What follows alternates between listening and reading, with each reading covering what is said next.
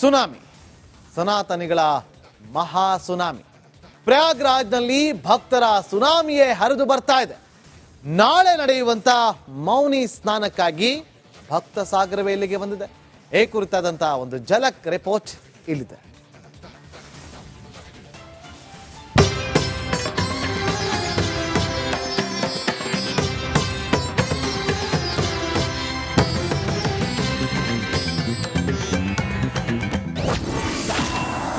ಕುಂಭಮೇಳದಲ್ಲಿ ಮಹಾವೈಭವ. ಪವಿತ್ರ ಮೌನಿ ಸ್ನಾನಕ್ಕೆ ಸಜ್ಜಾದ ತ್ರಿವೇಣಿ ಸಂಗಮ. ಉತ್ತರ ಪ್ರದೇಶದ ಪ್ರಯಾಗ್ರಾಜ್ನಲ್ಲಿ ಹಿಂದೂ ಸುನಾಮಿ ಸೃಷ್ಟಿಯಾಗಿದೆ. ಮಹಾಕುಂಭಮೇಳದಲ್ಲಿ ಹಿಂದುತ್ವದ ಕಹಳೆ ಮೊಳಗಿದೆ. ದೇಶದ ಮೂಲೆ ಮೂಲೆಯಲ್ಲಿರೋ ಸಾಧು ಸಂತರು ಒಂದೆಡೆ ಸೇರಿ ನಾಳೆಯ ಮೌನಿ ಪುಣ್ಯ ಸ್ನಾನಕ್ಕೆ ಸಿದ್ಧರಾಗಿದ್ದಾರೆ.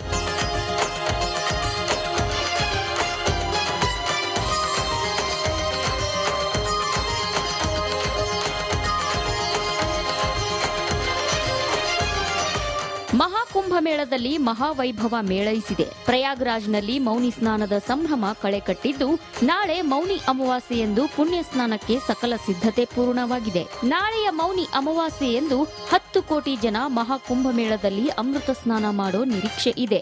ಇನ್ನು ಈ ಮೌನಿ ಸ್ನಾನದ ಮಹತ್ವವೇನು, ಯಾಕಿಷ್ಟು ಪ್ರಾಮುಖ್ಯತೆ ಅನ್ನೋದಾದ್ರೆ, ಒಂದು ವರ್ಷದಲ್ಲಿ ಒಟ್ಟು 12 ಅಮಾವಾಸ್ಯೆಗಳಿವೆ. ಮಾಘ ಮಾಸದ ಅಮಾವಾಸ್ಯೆಗೆ ಮೌನಿ ಅಮಾವಾಸ್ಯೆ ಅಂತ ಹೆಸರು. ಉದಯ ತಿಥಿ ಪ್ರಕಾರ ಜನವರಿ 29ರಂದು ಮೌನಿ ಅಮಾವಾಸ್ಯೆ. ಶನಿ ದೋಷ ಮತ್ತು ಪಿತೃದೋಷದಿಂದ ಪರಿಹಾರಕ್ಕೆ ಸ್ನಾನ ಮಾಡಲಾಗುತ್ತೆ. ಮೌನಿ ಅಮಾವಾಸ್ಯೆ ದಿನ ಸ್ನಾನ ಮಾಡಿ ದಾನ ಮಾಡ್ತಾರೆ. ಈ ವರ್ಷ ಜನವರಿ 28ರಂದು ರಾತ್ರಿ 7:30ಕ್ಕೆ ಅಮಾವಾಸ್ಯೆ ಆರಂಭವಾಗುತ್ತೆ. ಜನವರಿ 29ರ ಸಂಜೆ 6:05 ಮೌನಿ ಅಮಾವಾಸ್ಯೆ ಕೊನೆಗೊಳ್ಳುತ್ತದೆ. ಅದೇ ದಿನ ಮಹಾಕುಂಭದಲ್ಲಿ 2 ಅಮೃತ ಸ್ನಾನ ನಡೆಯಲಿದೆ. ಮಹಾಕುಂಭದಲ್ಲಿ ಜನವರಿ 13ರಂದು ಪೌಷ ಪೂರ್ಣಿಮೆಯಂದು ಮೊದಲ ಸ್ನಾನ, ಜನವರಿ 14ರಂದು ಮಕರ ಸಂಕ್ರಾಂತಿಯಂದು 2ನೇ ಸ್ನಾನ, ನಾಳೆ ಜನವರಿ 29ರಂದು ಮೌನಿ ಅಮಾವಾಸ್ಯೆಯಂದು 3ನೇ ಸ್ನಾನ, ಫೆಬ್ರವರಿ 3ರಂದು ವಸಂತ ಪಂಚಮಿಯಂದು 5ನೇ ಸ್ನಾನ, ಫೆಬ್ರವರಿ 12ರಂದು 4ನೇ ಸ್ನಾನ, ಮಾಘ ಪೂರ್ಣಿಮೆಯಂದು ಮತ್ತು ಫೆಬ್ರವರಿ 26ರಂದು ಅಂದ್ರೆ ಮಹಾಶಿವರಾತ್ರಿಯಂದು ಕೊನೆಯ ಸ್ನಾನ ಮಾಡಲಾಗುತ್ತೆ.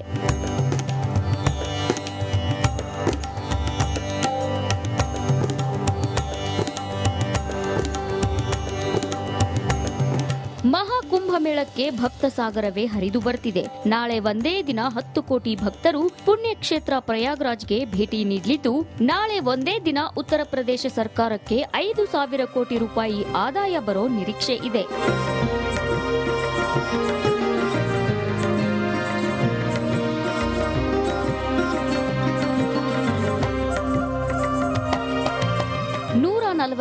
ವರ್ಷಗಳಿಗೊಮ್ಮೆ ಬರೋ ವಿಶ್ವದ ಅತಿದೊಡ್ಡ ಧಾರ್ಮಿಕ ಮಹಾವೈಭವ ಮಹಾಕುಂಭಮೇಳದಲ್ಲಿ ಪ್ರತಿದಿನವೂ ಕೋಟ್ಯಾಂತರ ಜನರು ಪುಣ್ಯ ಸ್ನಾನ ಮಾಡ್ತಿದ್ದಾರೆ.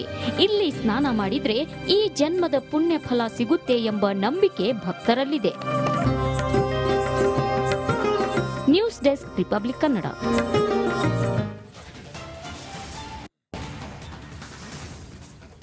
ಪ್ರಯಾಗ್ರಾಜ್ನಲ್ಲಿ ಕಂಡು ಕೇಳರಿಯದ ಜನಸಾಗರ. ಎತ್ತ ನೋಡಿದ್ರು ಭಕ್ತರ ಸುನಾಮಿ. ತ್ರಿವೇಣಿ ಸಂಗಮದಲ್ಲಿ ಹಿಂದೂ ಸಾಗರವೇ ಹರಿದು ಬರ್ತಿದೆ. ಜನ ದಟ್ಟಣೆ ಕುರಿತು ಒಂದು ಸ್ಪೆಷಲ್ ರಿಪೋರ್ಟ್ ಇಲ್ಲಿದೆ ನೋಡಿ.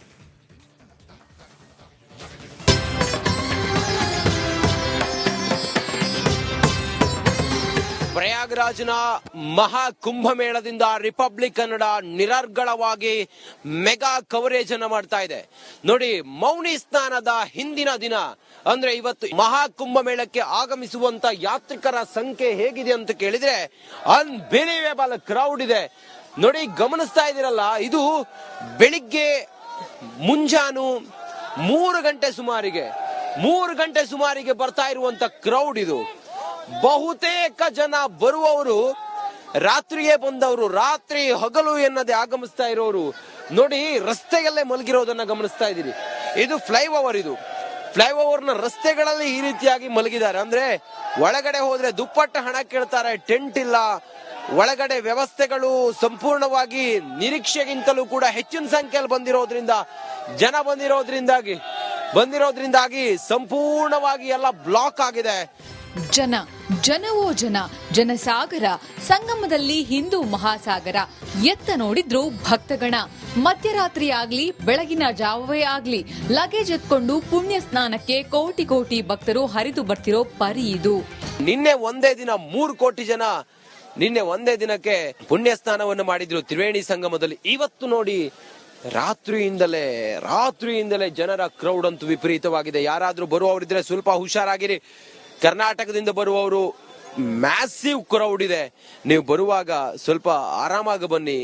ಬಂದ ಮೇಲೆ ಸ್ನಾನಕ್ಕೇನು ಕೂಡ ತೊಂದರೆ ಇಲ್ಲ. ನೋಡಿ ಹೆಂಗೆಲ್ಲ ಮಲಗಿದ್ದಾರೆ ಅಂತ ಹೇಳಿದ್ರೆ ಅದನ್ನ ಹೇಳಲಿಕ್ಕೂ ಕೂಡ ಅಸಾಧ್ಯ. ಆ ರೀತಿಯ ಕ್ರೌಡ್ ಕಾಣಿಸ್ತಾ ಇದೆ.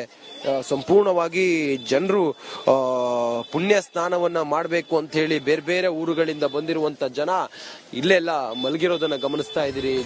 ಮಹಾಕುಂಭ ಮೇಳದಲ್ಲಿ ಎಲ್ಲಾ ದಾಖಲೆಗಳು ಉಡಿಸಾಗಿವೆ. ವಿಶ್ವದ ಅತಿದೊಡ್ಡ ಧರ್ಮ ಸಂಗಮವೆನಿಸಿಕೊಂಡಿರೋ ಪ್ರಯಾಗ್ರಾಜ್ಗೆ ಸಾಗರೋಪಾದಿಯಲ್ಲಿ ಹಿಂದೂಗಳು ಆಗಮಿಸುತ್ತಿದ್ದಾರೆ. ಸಂತರು, ಸನಾತನಿಗಳು, ಭಕ್ತರ ಮಹಾ ಸಂಗಮವಾಗಿದೆ.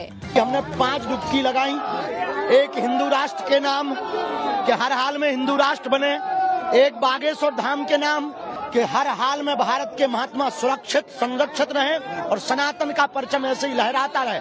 और 5वीं डुबकी लगाई, इस देश में जो हिंदुत्व का, सनातन का, विश्व का भला चाहता हो वो दीर्घायु हो गए. ಪುಣ್ಯ ಸ್ನಾನಕ್ಕೆ ಬರೋರಿಗೆ ಕರ್ನಾಡ ಊಟದ ವ್ಯವಸ್ಥೆ. ಪುಣ್ಯ ಸ್ನಾನಕ್ಕೆ ಬರುವ ಲಕ್ಷಾಂತರ ಭಕ್ತರಿಗೆ ಕರ್ನಾಟಕ ಊಟದ ಮೆಸ್ ವ್ಯವಸ್ಥೆ ಕೂಡ ಇಲ್ಲಿದೆ. ಜಂಗಮವಾಡಿ ಮಠದ ಬಳಿ ಪ್ರಾಣಾಮೃತ ಅನ್ನೋ ಮೆಸ್ ಲಭ್ಯವಿದೆ. ಕರ್ನಾಟಕದ ಜನತೆಗೆ ರಾಜ್ಯದ ಊಟ ಬೇಕಂದ್ರೆ ಇಲ್ಲಿಗೆ ಬರಬಹುದಾಗಿದೆ. ಪ್ರಯಾಗ್ರಾಜ್ನಲ್ಲಿ ದಾರಾಗಂಜ್ ಹತ್ರ ಜಂಗಮವಾಡಿ ಮಠ ಅಂತ ಇದೆ. ಅದರ ಅಂಗಳದಲ್ಲಿ ನಾವು ಪ್ರಾಣಾಮೃತಂ ಅಂತ ಒಂದು ಕ್ಯಾಂಟೀನ್ ಓಪನ್ ಮಾಡಿದ್ದೀವಿ. ಈಗ ಹಲವಾರು ಅಂದರೆ ಸಾವಿರಾರು ಲಕ್ಷಾಂತರ ಮತ್ತು ಕೋಟ್ಯಾಂತರ ಜನಗಳು ಪುಣ್ಯ ಸ್ನಾನಕ್ಕೆ ಅಂದರೆ ಅಮೃತ ಸ್ನಾನಕ್ಕೆ ಬರ್ತಾ ಇದ್ದಾರೆ. ಕರ್ನಾಟಕದಿಂದ ಅದು ಮತ್ತು ದಕ್ಷಿಣ ಭಾರತದಿಂದ ಬಹಳಷ್ಟು ಜನ ಬರ್ತಾ ಇದ್ದಾರೆ. ಇಲ್ಲಿ ಆಹಾರಕ್ಕೆ ಕೊರತೆ ಸಹಜವಾಗಿ ಇದೆ. ಆದ್ದರಿಂದ ನಾವು ಗುರುಗಳ ಆಶೀರ್ವಾದ ಪಡೆದು, ಜಂಗಮವಾಡಿ ಕಾಶಿ ಮಠದ ಜಗದ್ಗುರುಗಳ ಆಶೀರ್ವಾದ ಪಡೆದು ಅವರ ಅಣತಿ ಮೇರೆಗೆ ನಾವು ಇಲ್ಲಿ ದಕ್ಷಿಣ ಭಾರತದ ಖಾದ್ಯಗಳನ್ನ ಕೊಡ್ತಾ ಇದ್ದೀವಿ. ಹಿಂದೂ ಸುನಾಮಿಗೆ ತ್ರಿವೇಣಿ ಸಂಗಮ ಸಾಕ್ಷಿಯಾಗಲಿದ್ದು, ಹಿಂದುತ್ವದ ಬಗ್ಗೆ ಮಾತನಾಡುವವರಿಗೆ ಇದು ದಿಟ್ಟ ಉತ್ತರವಾಗಿದೆ. ರಂಜಿತ್ ಶೆರಿಯಾರ್, ರಿಪಬ್ಲಿಕ್ ಕನ್ನಡ, ಉತ್ತರ ಪ್ರದೇಶ.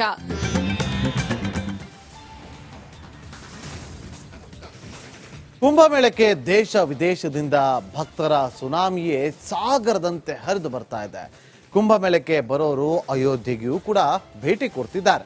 ಹೀಗಾಗಿ ರಾಮ ಮಂದಿರ ಆಡಳಿತ ಮಂಡಳಿಯವರು ಸದ್ಯ ಅಯೋಧ್ಯೆಗೆ ಭಕ್ತರು ಬರಬೇಡಿ ಅಂತೇಳಿ ಮನವಿಯನ್ನ ಮಾಡಿಕೊಳ್ತಿದ್ದಾರೆ. ಯಾಕೆ ಅಂತೀರಾ? ಈ ರಿಪೋರ್ಟ್ ನೋಡಿ.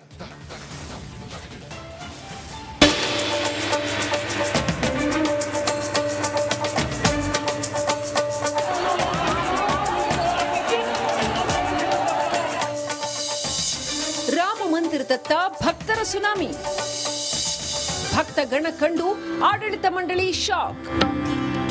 ಪ್ರಯಾಗ್ರಾಜ್ನಲ್ಲಿ ನಡೀತಾ ಇರೋ ಕುಂಭ ಮೇಳಕ್ಕೆ ದೇಶ ವಿದೇಶದಿಂದ ಭಕ್ತರ ಸುನಾಮಿಯೇ ಹರಿದು ಬರ್ತಾ ಇದೆ. ಮೌನಿ ಅಮಾವಾಸ್ಯೆಯ ಹಿನ್ನೆಲೆ ಸನಾತನ ಸಾಗರವೇ ಸಂಗಮದತ್ತ ಬರ್ತಾ ಇರೋದು ಕಾಣಸಿಗುತ್ತಿದೆ.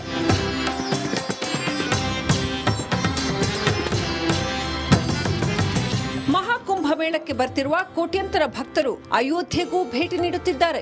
ರಾಮನ ದರ್ಶನ ಪಡೆಯುವ ಸಲುವಾಗಿ ಜನಸಾಗರವೇ ಹರಿದು ಬರ್ತಿದೆ. ಹೀಗಾಗಿ ಎತ್ತ ನೋಡಿದ್ರೂ ಬರೀ ಜನವೋ ಜನ ಸೇರಿದ್ದಾರೆ.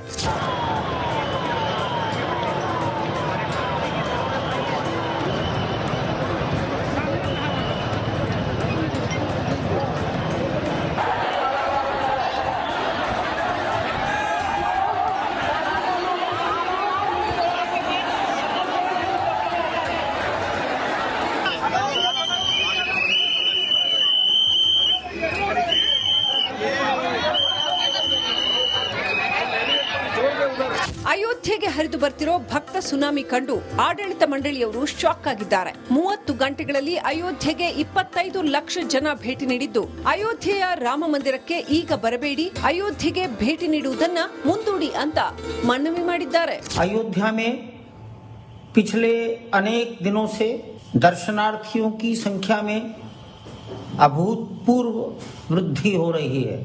कुंभ मेला में प्रयागराज संगम में स्नान करने के लिए जाने वाले भक्तों की बड़ी संख्या स्नान के पहले अथवा स्नान के बाद अयोध्या दर्शनार्थ आ रही है।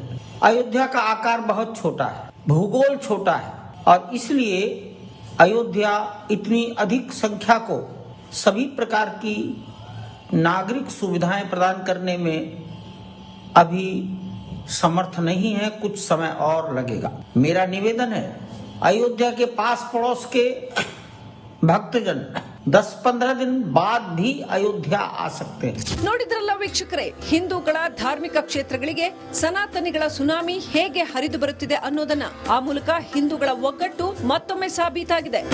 Bureau report, republic Kannada.